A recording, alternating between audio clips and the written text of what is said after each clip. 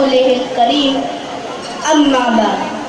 صدر ذیشان، اہل میزان، سامعین اکرام اور میرے ہم عمر ساتھیوں، السلام علیکم۔ ایمان لایا میں اللہ پر اور اس کے فرشتوں پر اور اس کی کتابوں پر اور اس کے رسولوں پر اور یوم قیامت پر اور اچھی اور بری تقدیر پر کہ وہ خدا تعالیٰ کی طرف سے ہوتی ہے اور بے عزت بعد الموت۔ اور جناب عالی، مجھے تقریر کرنی ہے۔ تدبیر کے دست ذرعی سے تقدیر درخشاں ہوتی ہے، قدرت بھی مدد فرماتی ہے جب کوشش انسان ہوتی ہے۔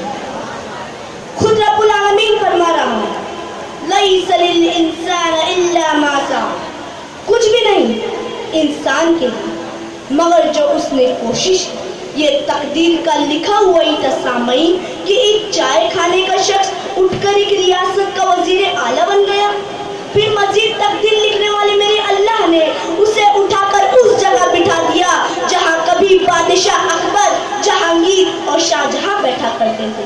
مغل تاجداروں کے مقدر میں حج نہیں تھا تو انہوں نے نہیں کیا، مگر اس شریمان کے مقدر میں کئی لاکھوں میل کا سفر لکھا تھا۔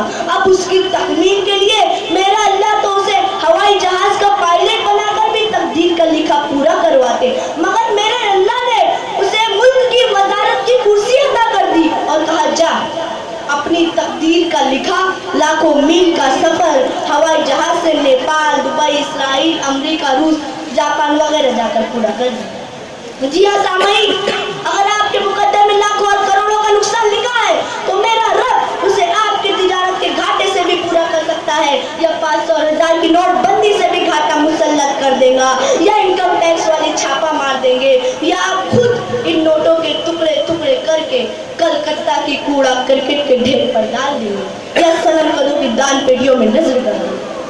مقدر ہمارا ایمان ہے کہ جو اللہ نے کسی کے مقدر میں لکھ دیا وہ ہر حال میں ہو کر رہے گا۔ فرعون کے مقدر میں لکھ دیا تھا میرے اللہ نے کہ تجھے مارنے اور برباد کرنے والے موسیٰ کو پیدا بنی اسرائیل کے گھرانے میں کروں گا، مگر وہ پلے بڑھے گا تیرے محل میں۔ فرعون نے 12,000 بچوں کو قتل کرنے کے بعد بھی تقدیر کے لکھے کو نہیں بدل سکا۔ دنیا کو فتح کرنے کا عزم رکھنے والا سکندر اعظم اپنے ارادے سے نہیں بلکہ خدائی فیصلے سے یونان کے بادشاہ کے محل میں پیدا ہوا تھا۔ آپ بھی جناب عالی اپنی چاہت اور خواہش سے امت محمدیہ صلی اللہ علیہ وسلم میں نہیں پیدا ہوئے، بلکہ تقدیر لکھنے والے میرے اللہ نے آپ کو اس امت میں پیدا فرمایا ہے۔ اپنے خانہ دل کے کرداس پر یہ تحریر کر لیں کہ علامہ اقبال کا یہ شعر اگر آپ مومن ہو تو جان لے کے، تقدیر کے پابند نباتات جمادات، تقدیر کے پابند نباتات جمادات، مومن فقط احکام الہی کا ہے پابند۔ حاضرین، جب آپ کا نقصان ہو جائے، حادثہ ہو جائے، کھیت جل جائے، کارخانے میں آگ لگ جائے، یا کوئی عزیزی و قریبی رشتہ دار انتقال کر جائے اور مذاہب والوں کو صبر نہیں آتا کہ اگر میں ایسا کرتا تو ایسا نہیں ہوتا، ایسا کرتا تو ایسا نہیں ہوتا، لیکن مومن کو صرف ایک بات کی صبر آ جاتا ہے کہ یہ تو تیری تقدیر میں تھا، یہ تو ہونا ہی تھا۔ اللہ تو اللہ کو قیوم ہے، اسے معلوم تھا کہ قوم نوح کے صرف 82 لوگ ہی ایمان لائیں گے، پھر کیوں میں رب نے حضرت نوح سے 950 برس تک اس اکثریت پر تبلیغ کی محنت شاقیں کرائی۔ قوم عاد ہو کے سمود، قوم سبا ہو کے قوم ہود، قوم شعیب ہو کے قوم لوط، طائف کی بستی ہو یا وقت کا فرعون و نمرود، ایک ایک پر تک میرے اللہ نے اپنے محبوب نبیوں کے ذریعے انتہائی تکلیف و مشقت کے حالات میں دعوت پہنچائی ہے، جبکہ اللہ تو خوب جانتا تھا کہ یہ قومیں ان کے مخصوص افراد نہیں مان لائیں گے۔ کیوں؟